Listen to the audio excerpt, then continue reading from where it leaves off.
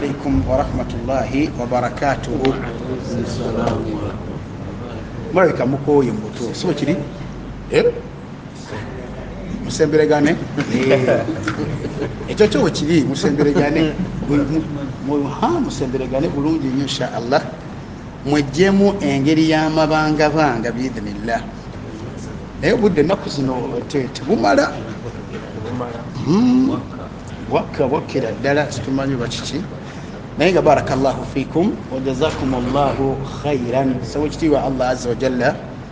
ateeke baraka mu biseera byaffe ebitono tubijjemu ebyemigaso nga bingi biidhnillahi tabaraka wa taala. Saba Allah azza wa jalla atugaggawaze ne halaali, atuwe emaali nga nyingi, atuwe n'abaana nga bangi, ate atuteere baraka mu byombi. Tegereka ekigambo ekyo. Edduwa eyo ze zimu ku dduwa ze tusaba mu tahiyatu nga tetunaba kutoola salaamu. Omubaka gye yasabira Anasi radiyallahu anhu, tegereka ekigambo ekyo. Omubaka yamusabira abeere ne ssente nga nyingi n'abaana nga bangi, ate Allah amuteremu ki? Amuteremu baraka. Edduwa egamba nti Allahumma akthir mali wa waladi wa barik li fima a'taytani wa atil hayati ala ta'atika wa ahsin amali waghfir li. Ekigambo ekyo mukitegeera ti ayi Allah azza wa jalla yinjiwaze emaali yange n'abaana bange, ompe sente nga nyingi n'abaana nga baki? Bw'omala obbimpa onteeremu baraka. Allah akole atya? Ateekemu baraka. Ompe obuwangazi nga bungi, mbeere n'emyaka nga mingi, mpangaale ennyo, naye mpangaalire ku kukutya. Ate olongoose n'emirimu gyange, ate onsonyiwe. Oya bw'ogassa ebintu bya duniya n'akhira, emmali Allah gikuwadde nakyo baraka, ate wano akulongooseza emirimu, ate n'akusonyiwa ekitiibwa Allah tabaraka wataala. Era Anasi y'omu ku basahaba abaafa nga basajja bakulu, nga emyaka yawangala nnyo, ng'alina ssente neki n'abaana. Bagamba nti yalabako ku muzzukulu ow'ekikumi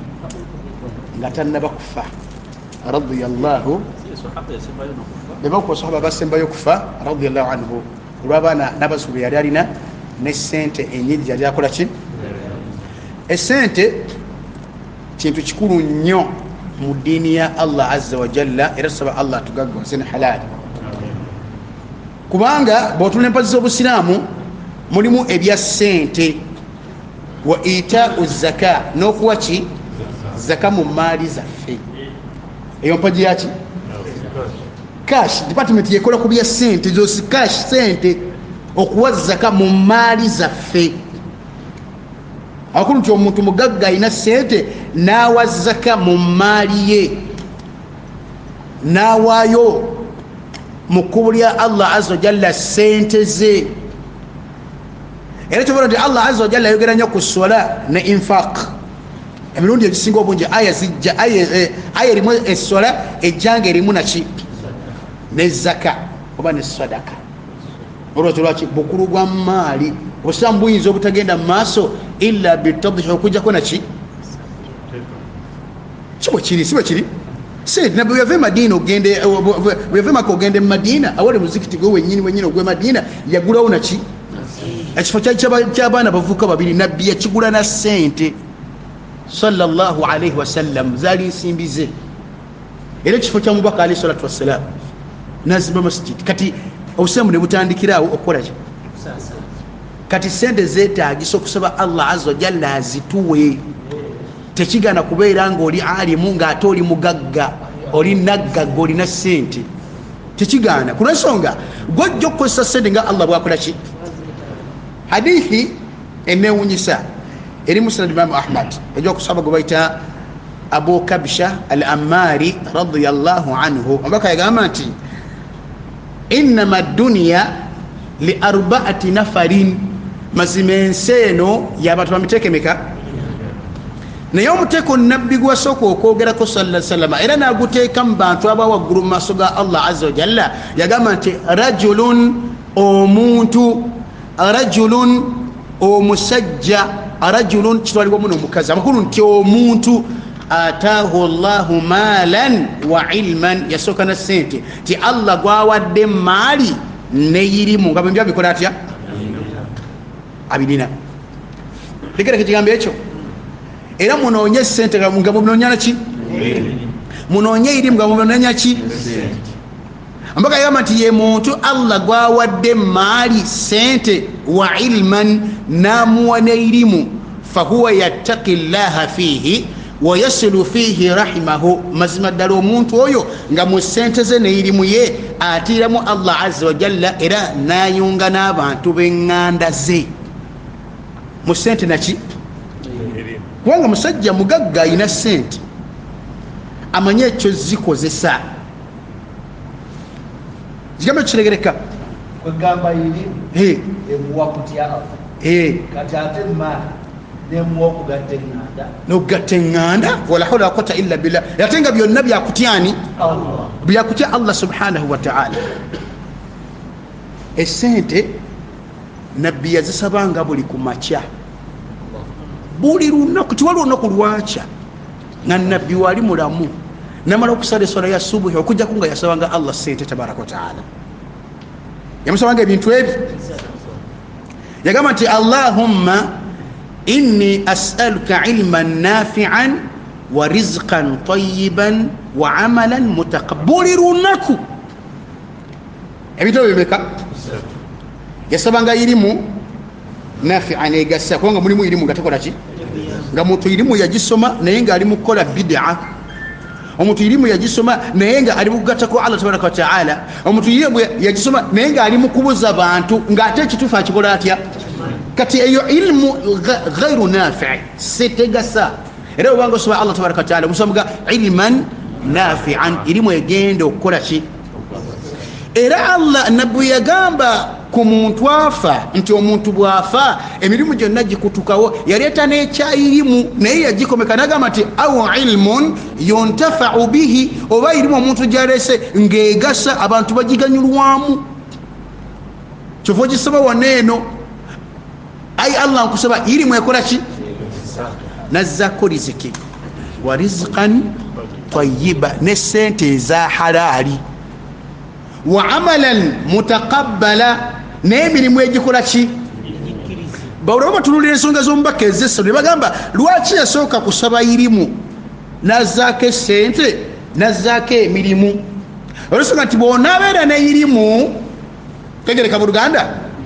byojja okunoonya ebya halaali ebyokulya nesente ojja binoonya kubanga irimu ekulaga nti kino kibi kino ono haramu ono halaali tegereka mu luganda ngokozesa bililmi tufarriqu baina albatil walhaq tegereka neirimu gyolina nti okyo kino Allah kigaana sijja kiwadde kirimu sente nyingi kanzira ate mu kino kyekya halaali Allah nateekawo li baraka tegereka mu luganda kati ozzaako mirimu gikola ki egikkirizibwa kyangulu nti omuntu wonobeera n'akasente n'omulimu gwojja okubeeramu ojja gutakana ojja kukola bil itqan ojja kukola nga oli mutebenkevu ati munange ekyemisana ewaka gyekiri nino muswala ya dhuhuri abaana tebanafuna kyakulya akasimuka esimu zivuga oluvuga baba onotebekera muswala eswala netebekera kati Allah kuwe sente za halali kati emirimu gyo biidhinillah wa amalan mutaqabbala Allah ajja kwisizako emirimu gyo birenga oli mutebenkevu okyafuna n'obudde obusomako Qur'ani y'ekitiibwa ati munaye akasente weekali emirimu gitambula okyakona muzikiti nga bakaziina tolinda bulinzi kukola ki oba nakimira osooka ogende lwaki ekyemisana alhamdulillah kyateredde dda musafuriya mweri nenkota ate mukasonda yokola ki eyimiridde bwagulako bwaguzi nomanya nti yewiiki weeryawo alhamdulillah kati omusojja kubanga oli muki kati tovanga kumaca ku musaala okugira nga osabye ebintu byonna bibyakolanga ki bikulu Allahumma inni as'aluka ilman nafi'an wa rizqan tayyiban wa amalan mutaqabbala ojja kubeera munene omubaka bwe yagamba sala sallama nti omuntu ku bantu bano abana ye muntu Allah gwawadde maali neirimu ng'ate Allah muyimiro ne sente ate era ng'agatta abantu b'eŋŋanda ze omubaka nagamba nti abo be bali mu bifo ebisinga mu maaso gane fahaulai afdalu lmanazili inda Allah abo be balina ebifo ebisingira ddala mu maaso gani ga Allah tabaraka wa taala balina sente n'erimu lwaki bamanyi ekyokukola biidhinillahi jalla wa ala tegerekera ekigambo ekyo era nga seka bwakonye ku baulama bwalimu abaali abagagga buli omuntu bwolina esente ng'olina n'eddiini ojja kuba mwangu eri abantu ojja gasa nnyo ki abantu tegereka buluganda ojja gasa nnyo eri abantu basahaba bwe baava e Makka bamuhajiruna ne bajja emaki e Madina bavaayo e Makka ng'ebintu byali byononese sente bazibajjako obusiraamu babalwanyisizza batuse mu mbeera yekama ti katuve gye twazalibwa tutambule tugende Allah bakkiriza okusenguka tabaraka kati bajja abamu nga banaku nga mutuufu tewali ki kati basanga be Madina ate b'embeera yali ekoleze ki ng'embeera nnungi kati omubaka sallallahu alaihi wasallam bwe batuuka e Madina abavudde e Makka fa akha bainahum n'abafuula baki baluganda nagenda gagamba ti gwe oli muganda wa gundi gwe oli muganda wa hakaza n'abafuula baki abakkiriza tuli baluki kati fa akha baina Abdurrahman ibn Auf wa baina Sa'd ibn Rabi' nagatta wakati wa Abdurrahman ibn Auf ne Sa'd ibn Rabi' Abdurrahman ibn Auf yave Makka Sa'di gwe basanga e Madina naye Sa'di okumanya abasajja abagagga bazibu era Allah bw'amuwa omutima abeera muggufu mu buli kimu kyonna yamugamba nti Abdurrahman yamugamba nti inni la aktharu al-ansari malan wano mu Madina nze omu ku basajja abasinga ssente naye sa uqassimu almaali baini wa bainaka shaturaini ngenda sente zange zikutama ebitundu bimeka otwaleko nange nkuleki emitima egyo osoma ebintu ebyo n'olabanga ebitaliyo naye nga wallahi gyebiri ti omusajja alina obukadde 40 ku akawunti ye obwa siringi oba obwa dola nagamba nti ziwa muvudde Makka muli banaku naye nze kubamu abasajja basinga sente za luugi wano mu Imarati naye sente zange ngenda zawulamu ebitundu bimeka nkuweeka ekitundu nange sigaze kino otambula ogende wedde abulule ekyewunyisa yamugamba nti era nina n'abakyala bameka unzur ila ajabihuma ilayka tunuulira akusingira obulungi akusanyusizza liutalliqaha mute idha nqadat iddatuha idda bweneggwako tazawwajtaha mutwala omuwasa la hawla la quwwata illa billah ekigambo ekyo kiraba nina abakyala bameka tunuulira bombi balya tunuulira akulabikidde obulungi kugamba nti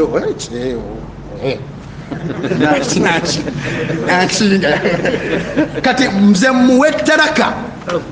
idda bwenegwako nga obusambu obugamba tazawwajtaha omutwalo omuwase tegere ekigambo ekyo naye Abdurrahman ibn Auf yamugamba nti ya akhi al-karim barakallahu laka fi malika wa ahlika Allah kutere baraka mu maaliyo n'abantu bo wabula dullani ala suuq ndagirira awali akatale basuubula abantu mu katale kaliwa bakolerawa fadallahu ala suuqi bani Qaynu'a namulagira akatale kababalu mu Qaynu'a bali bakolera n'agenda n'atandika okubeera nga yashtari wa yabi' ng'agula n'atandika okusuubula ng'agula bw'atunda hadisi zigamba ati n'agaggawala engaggawala eyewuunyisa n'afuka omusajja naggagga kukola seeka kyakoze eki kyabuleba nti tukole tiyabeerawo nti saadi engeri gyampadde kintu kya sente n'omukyala kankole si yamugamba nti la Allah kutere baraka mu maali ne sente alhamdulillah naye ndagirira wali akatale gw'okikola otya namugerera wali akatale n'agenda n'atandika okukola era nabbi agenda okuddamu okumulaba sallallahu alaihi wasallama ng'aliko akanyiriro k'obugole agamba ati Abdurrahman kikintu ati nawasizza ya Rasulallah ekintu kya nakoze eki nawasizza kijujulu gye kiri nawasizza alhamdulillah tega kigambo ekyo kati kukola na Allah kuba buli omuntu abeera ne sente abeera mubarak abeera wa mukisa olw'ensonga emikisa kitegeeza nti kuyinjibwa kwa kintu na kubeerawo kati omuntu obeera mubarak nti omuntu bagamba tukundi wa mukisa tetegereza kyogenda omukwateko eweesiige nga watu bakola emakka oba emadina bagenda nibafuna kakyasa kokatwa ku sudaisi ku kanzu olwo emikisa abeera agikoze eki tembalaba bafuna shuraimu watona namukwatako olwo emikisa abeera asibe kitegeera kitegeeza nti bwebagamba nti rajulu mubarak omusajja wa mukisa ti ebimuvaamu byaki wabeeranga musajja alimu irimu yetambula negasa abantu bonna wabeeranga musajja mugagga sente ze zigasa abantu bonna okitegedde ekigambo ekyo awaayo omukubo lya Allah subhanahu wa ta'ala atola zaka mu maali kubanga mukakatako zaka eyo neyamba abantu neyamba emirimu gy'obusiraamu kati bugamba nti omuntu mubarak omuntu omugagga nga musambula abeera wa mukisa ti sente ze zikola ki zigasa abantu bonna biidhinillahi tabaraka wa ta'ala n'olwensonga eyo saba Allah azza wa jalla atugaggaze ne halali atuwonye maali ya haramu atuwa omukisa mu maali zaffe n'abaana baffe atuwa obulamu obulungi atulongoseza embeera n'embeera z'abasiraamu bonna atuwa abashaara abalongoofu n'abaana abalongoofu atutte nga tuli basiraamu atakkiriza emirimu gyaffe subhanaka allahumma wa bihamdika ashhadu an la ilaha illa anta astaghfiruka wa atubu ilaik. Assalamu alaikum wa rahmatullahi wa barakatuh.